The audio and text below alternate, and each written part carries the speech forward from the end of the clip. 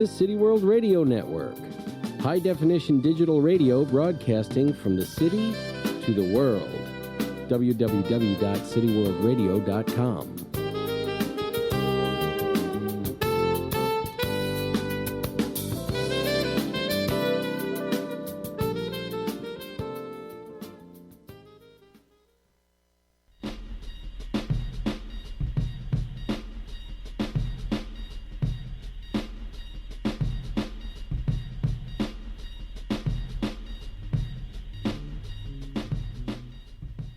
Ladies and gentlemen, how you doing?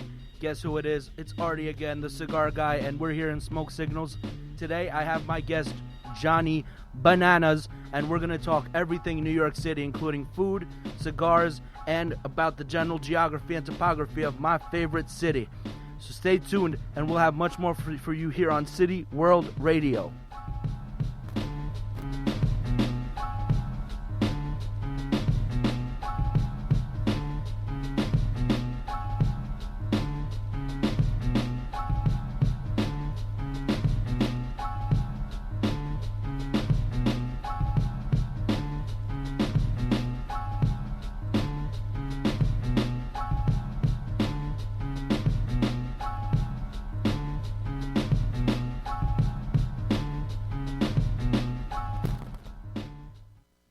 All right, ladies and gentlemen, how you doing? Thank you so much for joining me here on Smoke Signals. So I'm actually here with a good buddy of mine, Johnny Bananas. How you doing, Johnny? Hey there, doing all right. So the reason that I brought Johnny in today is because we had two other people on. We had the weatherman, and then we had the lawyer, Rob, right? And then this is the holy trinity right here, the Johnny Bananas, the last member of the River Boys, little smoking group that we have. And the reason that I wanted to bring him on is because I wanted to have an episode just to talk about New York. And John, if I'm not mistaken, are you a native of the city? You've lived here your whole life, or how does it work? Tell me a little bit about yourself. Well, I moved around a lot when I was little and grew up in New Jersey mostly, but I've been here since college, and that's since '93. So okay, so most of your adult life has 25 years, yeah. Yeah. So, and the thing that I've noticed is that you seem to really know, like, the nice little areas, nice little tidbits of information. Like, whenever I bring something up, you're always like, oh, this place is great, or that place is great, and you always seem to have really good suggestions about, like, what to do and where to go. Food-related, like, history-related, you're always like, oh, that building is the blah, blah, blah, blah, blah, this building is da-da-da-da-da, always with these nice little tidbits and facts. And that's why I wanted to get you on, because I wanted you to kind of, like, fill in a lot of those gaps that I have about the city with some of your NYC knowledge. And on top of that, I think you're working on a little bit of literature about New York right now. Is that correct? Yeah, I'm working on a book. We'll see how it goes. I'm on it, what I believe to be the final draft before I present it. And it's been a lot of work. I've been doing a lot of original research instead of just reading through other tour guides and copying everything. So what do you mean original research? That means you've been going to these places, checking them out? Well, yeah, some of it's been going around. Some of it's been doing research online on different people, places, history, stuff like that. So what I wanted to ask you is, what was actually the inspiration that wanted you to make this book? Because, like, I feel like there's got to be something that happens that makes you go from, I don't want to make a book, to I want to make a book. Do you know what that was? No, it was just sort of an idea I'd played around with for a while. And it's a different take on a tour guide, and it has evolved a lot since then. But yeah, it's coming along pretty well. So you're saying it's something that's just been stewing for a long time, and you don't have an exact moment where you were like, I want to make this. Not something that you saw or not. No, okay. No, nothing. But gotcha. No, listen. There was a moment when I wanted to move on to Paris, but well, look. All I'm saying is that's the next step. Sometimes people, have a moment like that. But I understand that there's some things that you can't, like, really place. Like, I can't really, for instance, place, like, my love of cigars. Right? It's just something that kind of, like, built up over time. If you were to ask me, like, what was the moment that you fell in love with them, I really wouldn't be able to tell you. I could tell you memorable cigars that I've had, right? As can you. And that's another reason why I wanted Johnny on, is because me and Johnny's another avid cigar smoker. And even though today I do want to focus on New York, there is a little bit that I do want to bring in as far as cigars go. And I know you know about this, Johnny, so pretty much to get it started, I want to tell you guys a little bit about Paley Park. Now, have you been to Paley Park, Johnny? I had passed by it a whole bunch of times, but never gone in. It's nice. It's got the little waterfall and little plaza, and I didn't realize that you could smoke cigars there or cigarettes. Yeah. So it's located on East 53rd between Madison and Fifth Avenue. Right. It's really, really nice. It has a nice waterfall in the background, which is actually like one of the biggest private area like waterfalls. It's actually pretty big. I heard it's not like anything to joke around. Now, the Paley Park was actually made to be a private area by William Paley, who was like a big boss at CBS, I believe. And what he did is he wanted to have this area, and what's nice about it is one of the only, like you said, one of the only public areas where you're allowed to smoke. If they have a guy there that brings you an ashtray and everything, and all this is paid for, and it's great. It's like one of the little gems, right? Because what I notice is people who come into the city, right? They always, well, you got the cigar lounges, right? But people always ask like, hey, what if it's like spring or summer and you want to smoke outside? What would you tell them? I mean, the great thing about New York is, there are so many different kinds of people walking around.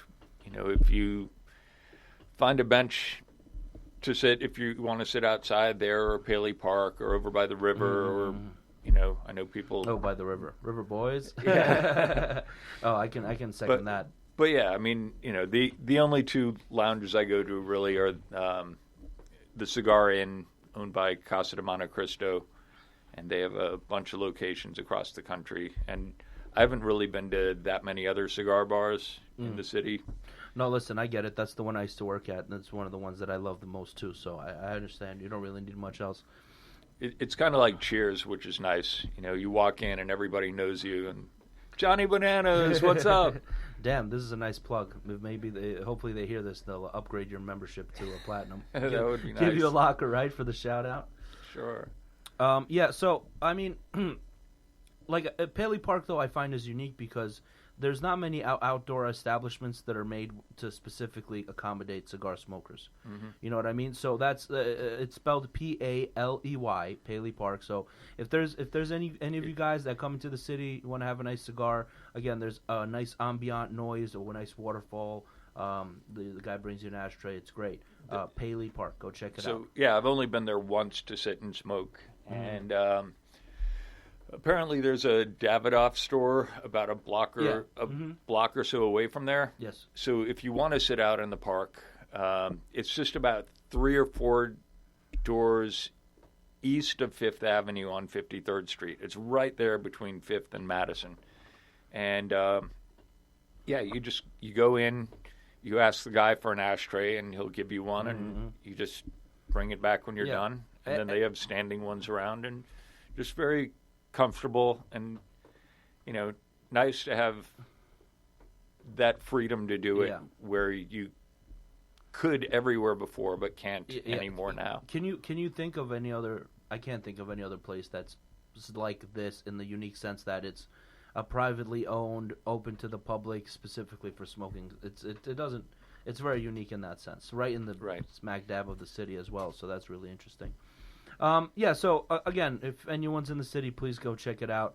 And you said it was next to Davidoff. It's also actually by the other Cigar Inn on East 53rd, right? It's not far. It's like 3 blocks away. Yeah. Yeah. So it's smack dab.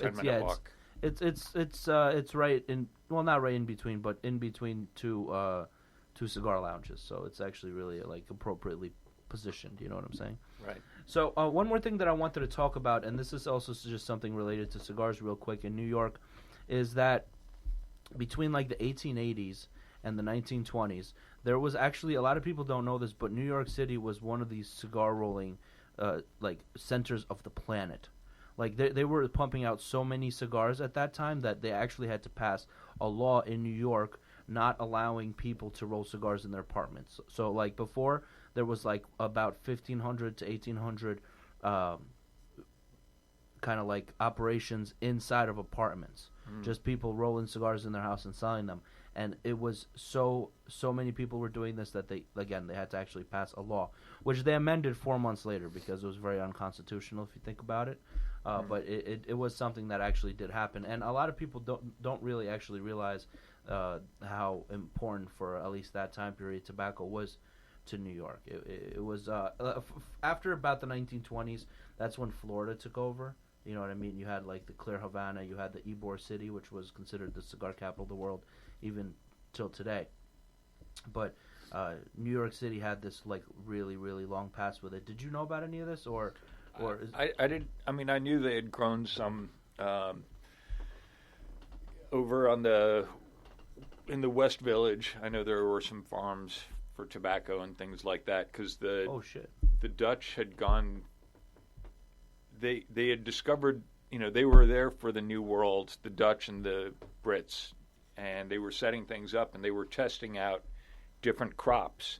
So they tried them in New York, growing tobacco. They found out it thrived in Virginia and that area, so they planted a lot there. But they did. They planted a lot here, too, and then in the Connecticut Valley, which is Connecticut, Massachusetts, and even part of New Hampshire, I believe. Yeah, Connecticut. The Connecticut Valley is really, really big when it comes to the cigar world. That's like right now, I would say that would probably be like the center. They produce pretty much the most of it. Here, I actually have a couple interesting statistics. Check this out. Out of New York State, right, there's 364 cities and towns, right, that had 4,495 cigar factories. Wow. 4,500 cigar factories in the state of New York, and 1,875 of them were in Mid and Lower Manhattan alone. All right? Just to give you an example of just how crazy this was, right? And the cigars that were made in New York at the time was 10 times greater than all the cigars that came out of Cuba during the same time period. Can you believe that? That's incredible. I knew New York was a manufacturing capital for a long time for a lot of things like clothing and all that, but I didn't realize that they were that big with cigars. Huge, like absolutely massive. And people are quite familiar with, like, for instance, like Tampa, Florida, and Ybor City and all that. People know about they pump out tons of cigars from Florida still. People know about Connecticut because you have the very popular Connecticut Leaf. You have the VSG, Virginia Tobacco. You know what I mean? But it's like nobody knows that New York used to be this huge tobacco town as well. And, I mean, I get it, right? Because I guess if you look at it in the long run, the temperature isn't really that superb, I would say. For not growing tobacco, I think is fine. Maintaining tobacco, I would say, like a good part of the year. That's the part that confuses me a little bit because there are 3 S's. There's the soil, sun, and what's the third one? Seed. Seed, okay. So I don't think of New York City having very fertile soil the way you would need it for tobacco, but apparently it did pretty well. Well, again, they didn't exactly. I don't know if they grew the tobacco here. They might have just imported it and then rolled it. I don't know. Okay. That's a great question. But what I'll tell you is that New York does get really cold. At least, like it's November right now. It's pretty frigid outside. It's like 35 degrees, and it's just not good for maintaining tobacco at all. Sure. Like if you're fermenting tobacco and 30, these fermentation houses are usually wooden sheds, usually outdoors. Right. And they're usually like really, not weatherproof. And New York's a little humid, generally speaking, and I think you want to keep it at 70, and there are too many fluctuations. Do you want to do that when aging tobacco too, or just maintaining your cigars at 70%? You're saying New York City has an 80% humidity? It ranges. It goes up. There's no way, because then I could just leave my cigars outside. But cigars that stay outside get really dry. Right. No, and there's no way. Right. I think if it rains, think that average is 60% across in New York. In New York. Let's see. I didn't know that. I mean, that's not bad. 60 degrees is enough to maintain. Percent, excuse me. Right. Yes. Relative humidity. But also, humidity is a big factor, but so is temperature. Right. And it definitely gets way too cold in New York to maintain cigars. Like, I would think. Right now, you would not be able to ferment shit. All your leaves would just completely freeze up, dry up. It would be garbage. Anyway.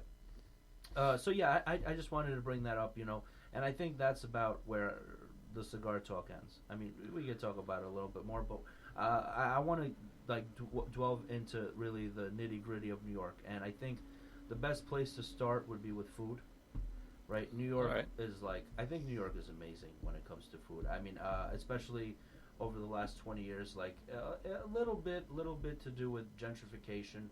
You know, like you've had a lot of the neighborhoods gentrified, and you've had new types of food pop up, all you know, artisanal mayonnaise and shit like that. You know, what I mean? Right. Like, really weird stuff. But also, you know, you got the good old fashioned New York slice of pizza. You know what I mean? Like even in Manhattan, which is arguably one of the most expensive, like top 5 expensive cities in the whole world, you can still get a $1 slice. Yeah, and I guess New York sells the least amount of frozen pizza per capita of anywhere in the United States because there's the least amount of frozen pizza. So yeah, of course, because you would go around the corner and get a slice or two instead of, you know, heating up your oven, putting it in, and all that. So whenever I think about pizza, I kind of put it in the same boat as like the pizza and the bagels. I feel like when you think New York, you think of the pizza and the bagels, and I think there's nothing more that speaks to this than if you look at California, where I think there's restaurants in California that literally import water from New York, right? Just to make for pizza and their bagels. Pizza and bagels, because apparently the New York water, there's some special about it that makes particularly delicious pizza and particularly delicious bagels. What do you got there? Show me. These are just some of the New York foods that are traditional New York foods, whether or not they were invented here. So that's why. So just to be clear, what are you talking about? What? Explain to people what you have in your hand.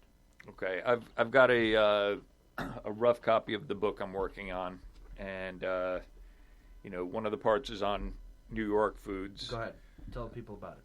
All right, so I mean, pizza. The first pizzeria in the city was, or in the United States, was here in the city. And a lot of Italian immigrants came to New York. Well, right. Ellis Island, right? So pretty much everybody came through New York. Yeah, huge influx of people. And even though you think of there being a lot of Sicilians coming in, there were a lot of people from Naples.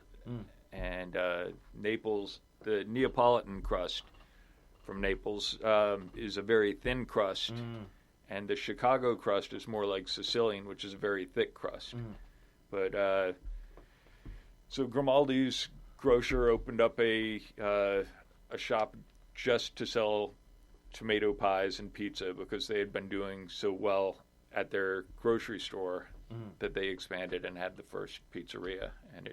So what was the first one? Grimaldi's? Grimaldi's. Really? Yeah. And do you know what year was that? Approximately. I don't remember offhand. Oh, good. So what you got there about bagels?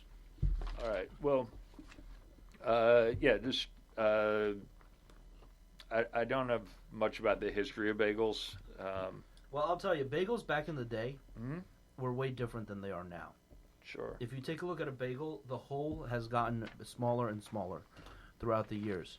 Like the bagel used to be pretty much like 60% whole and like 40% bagel. I've been to Montreal and it's like that. They're these. Yeah, really? They're these. Yeah, a friend of mine and I were going. Shout out to Canada. Yeah. A friend of mine from Virginia Beach and I drove up to Canada to go see a friend's band play, Disciples of Ursula from Montreal. Fantastic band. Okay. And he's from Virginia Beach. He wanted to try the bagels in New York and Montreal because they're both famous for their bagels. And when he came up to pick me up on his way up, we had a bagel from this place I like on 2nd Avenue and 56th Street, Hot Jumbo Bagels, always fresh. We went in there, got some bagels, and headed on up to Montreal. And when we got up there, we ordered these bagels that from a place a friend recommended. We all went and sat down, and it was hilarious. They were these thin little lumpy bagels that were nothing like the New York bagels. Yeah. Again, the bagels back in the day used to all be like that. Yeah, you know, so huge holes, maybe 2 inches around. All right, so let's get to the nitty gritty real quick. So, favorite pizza slice? All right, it seems to be John's is the most popular down on Bleecker Street. Everyone says that's the best. No. I'm sorry. What do you think? What's your favorite? I like Delicia. Delicia's okay. Yeah. Then there's Marinara. So Marinara I haven't been to. It's east First Avenue between 53rd and 54th. Right around the corner. I know that spot. I know some people that wouldn't like that place too much because it's got really oily cheese and pepperoni, like a lot of oil on those slices. So I know some people would not appreciate that. Yeah. So okay. So how about you? What do you think? I just tried some from Salvo's the other week or two ago, and that was pretty good. Okay, let me make it a little less difficult for you. What type of slice is your favorite? Got them. Well, I mean, just a regular pepperoni slice, Sicilian slice. What's your favorite? Yeah, no, I'd say just a plain cheese slice or pepperoni or something like that. I think pretty simple. I love the belly buster or whatever different people call it, the special with everything on it. Oh, those are good too when you're feeling a little gluttonous. I'm particularly fond of just a pepperoni extra cheese. Okay, that's my shit. We actually have a little deal going. So what's that place called? What's the place called that makes those giant slices? There's a place, Coronet, Koronet, and they've got 3 locations, one in Washington Heights, one's over near Columbia, and then one on 77th and Lex. And the slices are huge. They're probably the size of 2.5 slices each. So pretty much... And Artie thinks he can eat 5 slices of them. Now we'd agree, not pepperoni. Or wait, pepperoni, but I have 1 whole hour, right?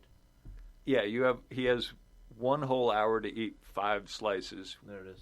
Yeah. I mean, for people who have never seen me, I'm a fat dude, so I personally believe that I am totally fine, capable of pulling that off. I've been kind of like slacking on it, but it will happen soon, and I'm down to do it. These slices are pretty big. You said, what do you think? They're like 2.5 times bigger than a regular slice? I think probably 2 or 2.5 times. So 5 would be 12 slices. Now, one of the rules we had made was no dunking like they do in the... No. But, that's fine. Since then I've thought maybe with the crust you could dip it in sauce or something. No, I mean, but that's up to you. Okay, I thought about this bet, right? So the strategy would pretty much be eat all the pizza, right? All the main good part, the cheesy, saucy crust part. And then when you have the crust at the end, right, you just collect all of it kind of like into one giant bread and just eat the shit. Try not to think about it. That's what I'm going to do. I'm going to save all the crust for last and then just power through it. All right. Or I could do the opposite where I can just rip off all the crust and eat it. I'm trying to give him the benefit of the doubt with a lot of with a lot of it. But yeah, I'm gonna whatever. I can't wait to see him accomplish this task. I'm gonna try it. I'm gonna do it soon. Maybe this. So I'll do it sometime this week, and then I'll put it up on the Instagram so you guys can see me die of cholesterol poisoning or whatever. So the pizza. I mean, for me personally, like I said, that cheese slice with pepperoni and extra cheese, I think that's like the bomb. I think there's a couple things that are really important. One, I feel like you need to have good dough to cheese to tomato sauce ratio. That's really important. A lot of people have a lot of dough, not enough tomato sauce, a lot of cheese, and they call that a pizza. It's bullshit. You need to have, but you can't have too much tomato sauce where it's almost New York slices tend to be a little light on the tomato sauce. Just in general. Sure, but still, like, there's some people that like have like almost none. You know, it needs to be enough so I can taste it. Number 2, right? I think what's really important is the acidity of the cheese. And now I sound like one of these fancy, I don't know, whatever. The acidity, like the sharpness of the cheese versus the sweetness of the tomato sauce. Okay. Like sometimes I find places have sauce that's way too sweet and tastes like shit, and sometimes they have cheese that doesn't have enough oomph. It's like I'm eating plastic. Right. That's probably too much skim mozzarella mixed in with the whole mozzarella. That makes it tough and flavorless. So in a lot of places, like I find depends on the blend. Like Delicia, for instance, does it all right. They have the perfect amount of sauce. The sauce is a little sweet, a little salty. The cheese has great, it stretches beautifully, right? Right. And it also has a little bit of that sharpness to it that I love. And also then you have the crust, right? So I think I brought up the crust. Can't be too thick. So that's my whole thing for pizza. You need to have good balance in all the ingredients, and you're gonna have like some good shit. And you can't I can't say that every mom and pop shop in New York has achieved this balance, but there's definitely a whole ton of places that make good pizza, that have a good balance. I'd say most of them make a pretty good pizza. Well, listen, I mean, it depends on the first of all, you're right. I'll eat pizza from anywhere. Mm. There's maybe like two places where I would rather be hungry than eat pizza, but all the other places, like especially if I'm a little drunk, I'll eat some goddamn pizza, no problem, anywhere in New York, right? But I don't know. I don't know if I'm as generous as you are. There's some places that I think are just slacking.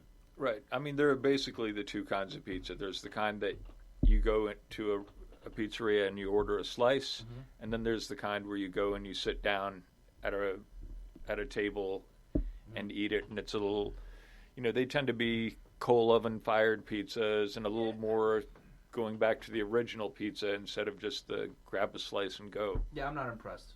I'm not impressed by that artisanal. You just give me that. Well, it's just old style, the way it started out. Well, so pizza. So if I'm not mistaken, there was actually a town, or was the chef's name? I don't remember. But the origin of pizza was pretty much that it was the Queen of Italy was coming to the village, and a chef was supposed to make her food that represented Italy. So he took, bread, and he put some tomato sauce to represent the red. He put some mozzarella to represent the white, and then he put some basil or something to represent the green of the flag. And that's how the first pizza was created. Right. You know what I mean? So like and a it was margarita. like a thin. Yeah. Exactly. Right. That's exactly what it was. A margarita slice. Maybe it was it Queen Marguerite It might or have something? been. It might have been. I don't know. I wonder if that's the name. So I know what you're talking about. It's more of like a little not really as thick with ingredients as like New York slices or Chicago slices are. It's more simplified. Right. It's just literally those three things. It's not bad.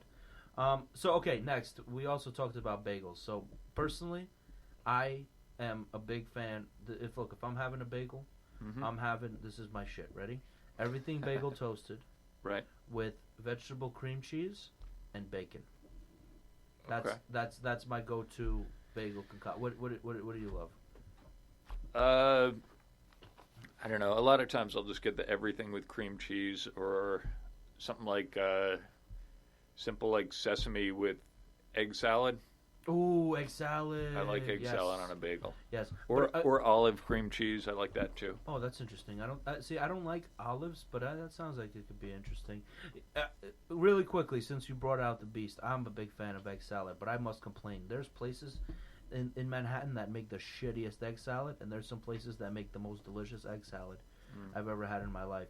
Like hot bagels that you mentioned, Jumbo Hot Bagels, right? That place makes a good egg salad. I've had it before. Yeah, albeit a little pricey, but this is Manhattan, so whatever. We're not even talking about price. You know what I mean? Right.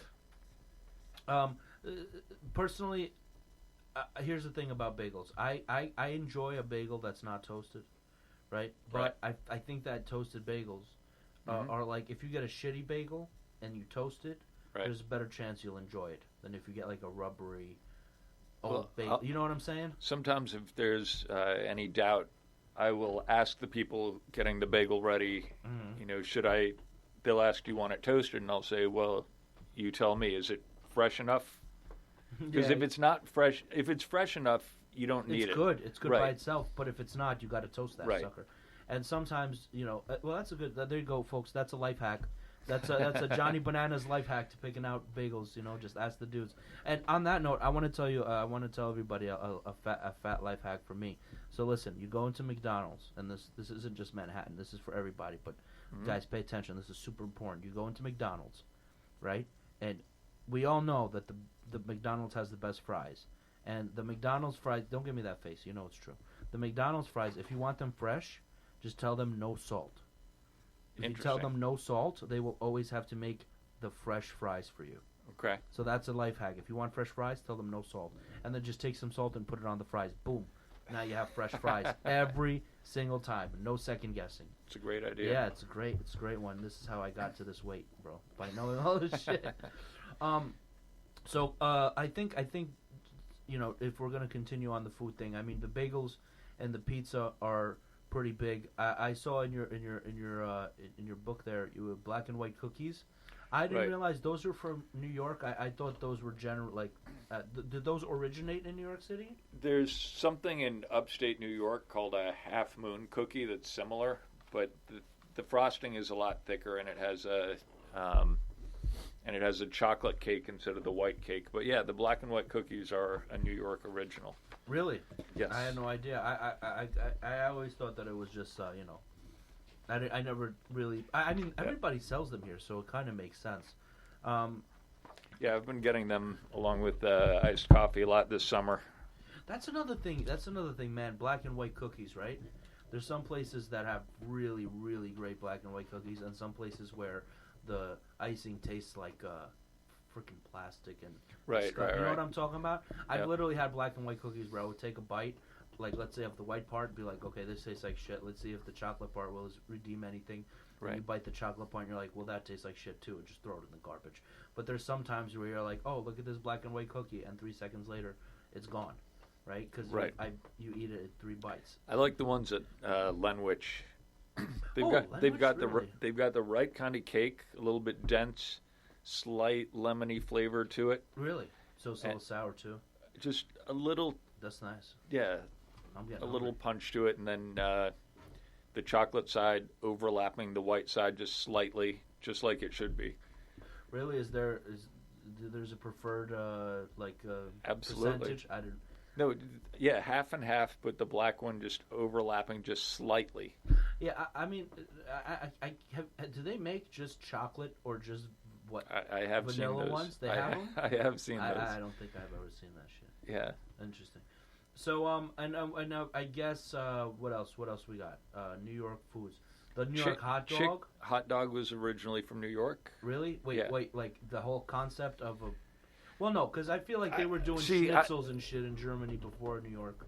Yeah, and I don't know how they define that exactly. Whether it's just a sausage on a roll, I would think that would have to be done before, or whether it's the size and content of the hot dog on a roll, or what? Because I feel like I feel like if we're talking about sausages like Italian or German schnitzels or some shit, they usually have like whole meat ground up with herbs and vegetables, right?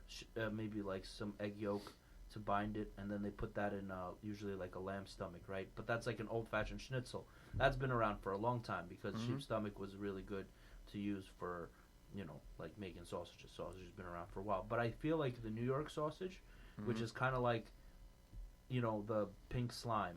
You know what I'm talking about? Like the the processed, ultra processed, like it's full of like pig anuses and or Hebrew National, it's cow. You know what I mean? It's like all the leftover cow anus instead of udders. pig anus. Yeah, the nasty shit.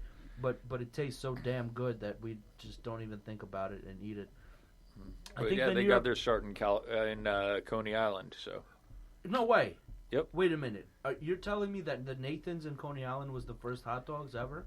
It was actually I think probably the second. This other guy had a cart and sold hot dogs, and then this guy Nathan worked for him and opened his own shop. And he got this place out on Coney Island, a little store area, and he wasn't making a lot of money off of it at first, and he was sleeping in the store and then working all day. Oh wow! So hustling. Yep. Oh, interesting. I see. I lived really close to Coney Island. I lived in Bensonhurst. Mm-hmm. Coney Island was like a little bike ride away, and I used to chill there all the time by the beach. And I swear I had no idea that that's where the hot dog was invented. That's awesome. Yeah. You kind of guessed it would be New York, and it kind of makes sense because Coney Island was like the first attraction, I would say, of New York City. Would you agree? Mm-hmm. I mean, sure. Coney Island used to be a real big deal, and before it burned down, right? You had the freak show. What was it called? It's not called. It's not Luna Park now, is it? What do you mean? Luna Park? Yeah, I think that's what it's called. But don't they have that famous freak show over there?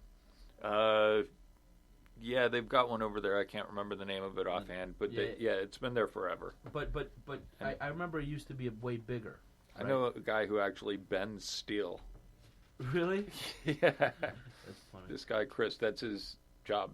Oh, he There's works even there? a documentary. Really? Not there, but somewhere, at places like that. Yeah, speaking of bending steel, check this out. So, when I lived in Moldova overseas, where I was born, for 2 years, year and a half, I got an apartment. And when I got the apartment, I found a frying pan that was bent like completely like into like a roll, like a tube. Yeah. So what I had found out is that the tenant that lived there before me was the strongest man in Moldova. He was actually a celebrity, and he had left it there. Like it was signed by him and everything. So I literally moved in. The fat American moved into the strong man's apartment. So I also. Do you still have it? No, I left it over there. All right. Yeah. So what else? Let me think. I'm trying to think. What else would constitute New York food? No, fried chicken is south, right? Yeah, but What do you got in the book? What do you got in the book? But chicken and waffles is, everybody thinks that's a southern thing, but I think so as well. What do you tell no, me? It's New York? it started in Harlem. Chicken and waffles, really? Yeah. Wow, that's interesting. Like you would think it's kind of like soul food, Sort of like it is. Southern. It's absolutely soul food. But you're saying it started up here in Harlem. It was just sort of a more substantial kind of meal. Listen, we all know exactly what chicken and waffles is. Chicken Right. and waffles is just an excuse for people to eat fried chicken for breakfast. That's it. Right. Let's be honest. Well, I mean, it wouldn't. People don't think too much of about eating a waffle with sausage, so there's not really that much difference. A breakfast meat's a breakfast meat. That's true. And oh man, The savory and the speaking sweet. of fried chicken, do you know what I had recently that blew my mind? What's that? Oh yes, you told me. The Popeyes chicken sandwich was dumb. Listen, I understand why people got killed for this shit. I'm serious. It is something. Like, because I went to the Popeyes, we got the sandwiches. We went the next day, they ran out. I almost killed somebody. Wow. They're seriously like drugs. They're fat. The chicken is fat as hell. Big ass chunk of chicken, which is really nice. It's nice and juicy. Also, that shit is deep fried, and the fried chicken skin around the, what am I trying to say? The what do you call that? The breading. Right. The breading. There you go. The breading is super crispy. Nice. And amazing. And there's like a lot of it, right? So you got a fat ass piece of moist chicken surrounded by a really well seasoned breading, right? Mm-hmm. Plus you got 2 really really delicious, like 3 pickles, dill pickles. All right. Right? And then like spicy sauce. All right. And then this is a brioche bun. Brioche. Okay. Brioche, so fancy, it's French name. You know what I'm saying?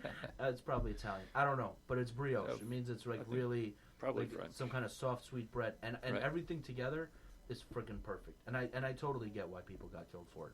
Right. Now I got so excited about the sandwich that the third day, so the second day we didn't get shit, but we went back the third day and I bought 4 of them. And I just want everybody listening, please pay attention. This is a public service announcement.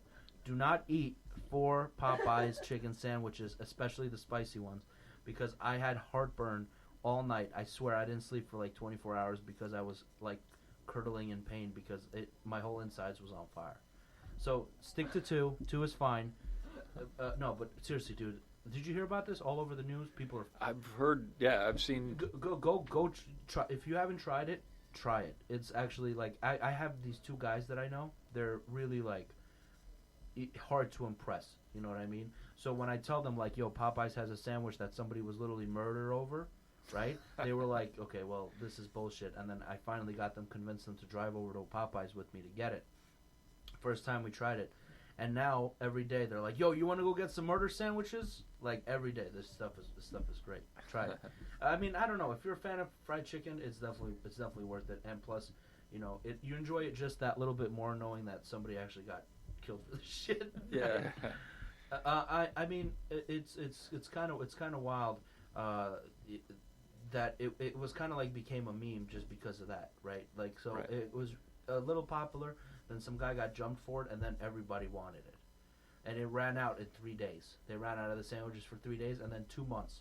It took them 2 months to get more sandwiches. You know what I mean? Just because of one stabbing, they sold out like that.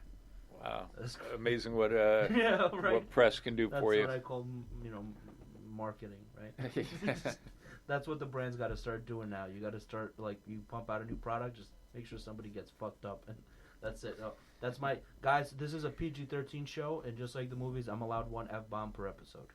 That's how it works now. Did you know that? No. PG-13 movies are allowed one F-bomb. Okay. Every movie. And that's the thing I like to think about a lot. I like to think about PG-13 movies like Star Wars and stuff, and I like to think like, where would I put the F-bomb? Probably like when Luke gets his hand cut off. Whatever. I'm sorry. No, the Nerd Out episode is going to be next week. I got my buddy Jumbo coming on, and we're going to nerd out about the next Star Wars movie. So we're going to keep that, tucked away for now. I don't want to bring that out just yet. Next week. So listen, I just realized we spent the last 30 minutes just talking about food, which I'm totally cool with. I love food. Should we keep the food thing going, or should we try to talk about something else? Well, what we've basically been talking a lot about, things that you would associate with New York, except for the last thing, the chicken and waffles. That was pretty cool. But there's also, a lot of diversity that New York comes with, and you can actually get a lot of really good stuff that's like more ethnic food. Like, for instance, like me and you hung out. What was it like when was the San Gennaro feast? Like last month? Yeah, I think.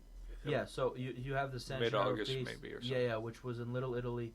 Like, you can go to Little Italy. They have tons and tons of delicious food. What do you like? I'm a big fan of the cannolis. That's really my favorite thing. I like them. I like Zeppelis. Zeppelis are really good. For all people that don't know, Zeppelis is like this fried dough that they put powdered sugar all over. It's very, very delicious. Honestly, it's very fattening. It's literally like you're eating pure fat, but it's delicious. I love it. Go ahead. I'm sorry. Yeah, no, I like those too, though.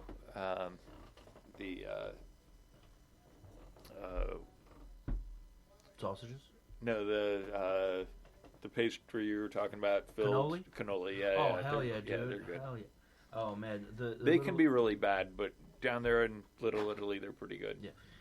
John's the cannoli king and Ferraro's. They're always really great. And if you are in like around that area of the city, Chinatown, Little Italy, there's also Marbury Street Cigars. They have hand rolled cigars. You can jump over there, grab a cigar, grab a cannoli. Now, also, I want to talk about Chinatown. There's really two things that you want to look out for in Chinatown, I think, right? In my book, at least. There's a lot of great places, but there's one place called, you could just Google it. I don't remember the address, but it's Malaysian Beef Jerky. Oh, okay. It's a Malaysian beef jerky spot, and it is off the hook. They got pork, beef, chicken in spicy and non-spicy mode, and they are absolutely delicious. I literally went there. The first time I went to Malaysian beef jerky, I spent $50 on beef jerky. Wow. I regret nothing. It's great. And then secondly, I think one of the best things you can get in Chinatown personally is soup dumplings.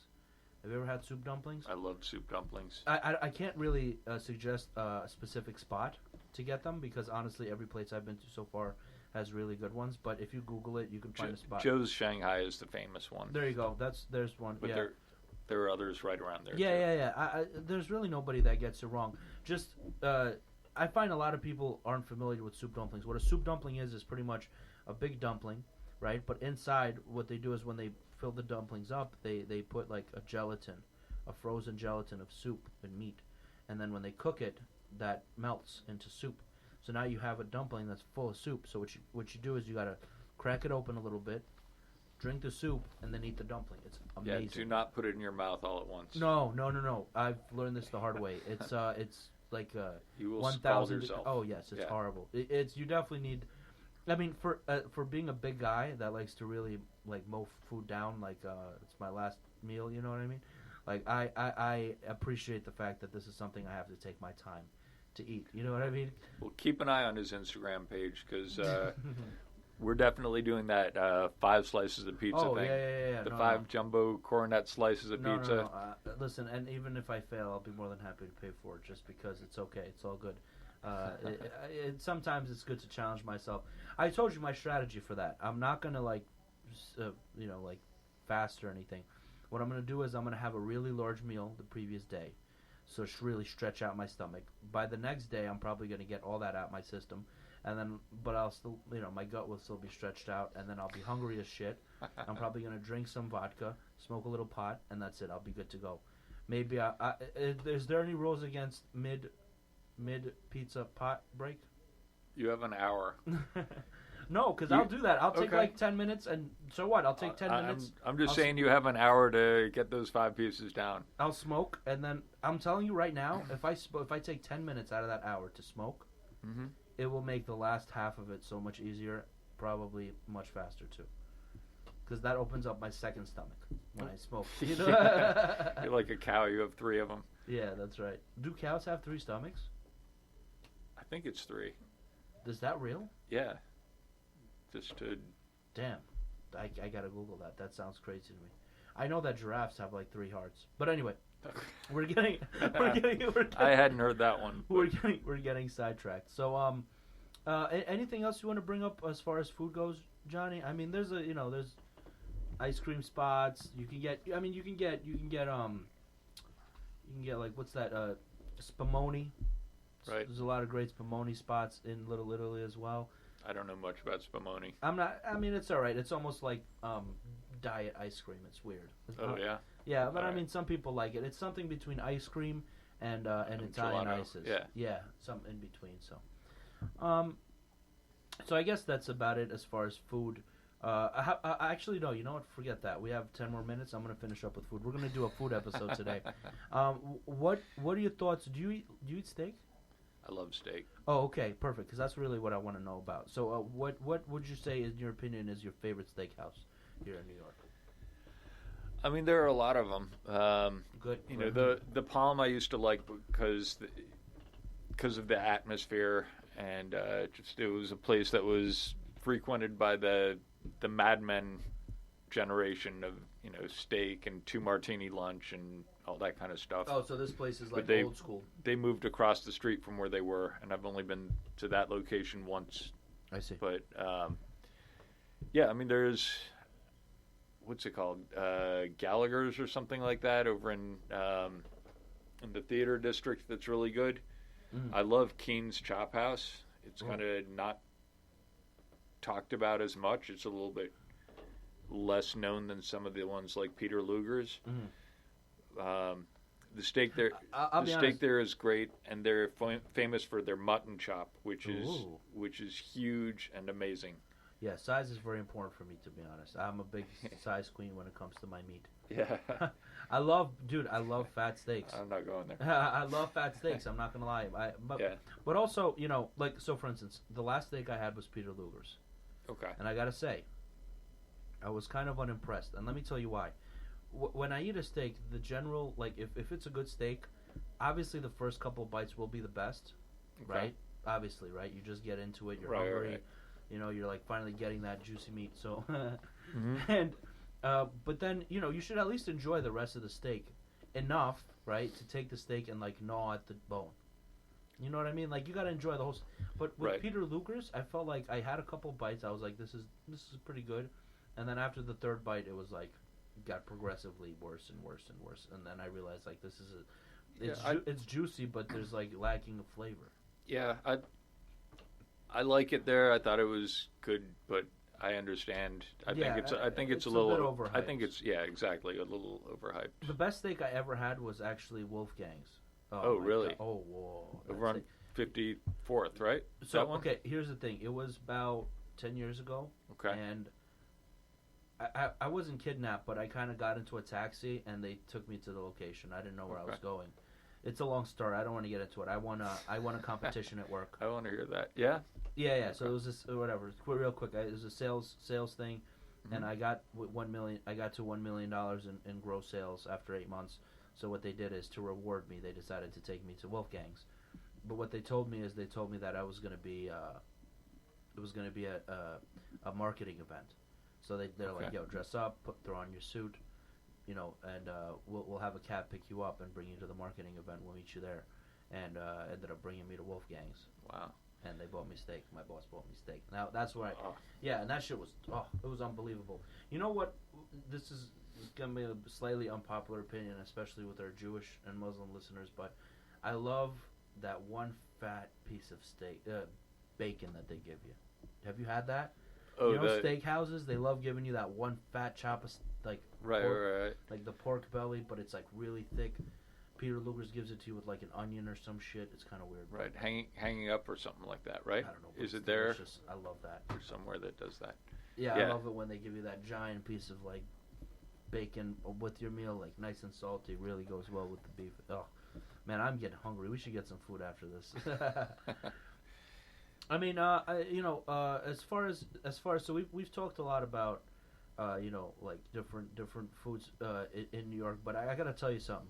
Do you know what else is one of my favorite things that probably you won't agree with? But like some of these like Tex-Mex Chinese food spots, like this, I think they're so great in New York. Yeah. Like I've had Chinese food in other places outside of New York, and it's always sucks. I feel like New York City has the best like Chinese food too.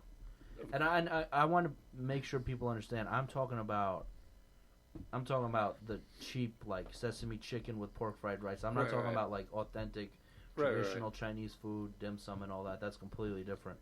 That's awesome too. But I can't say that's the best in New York because I just don't know.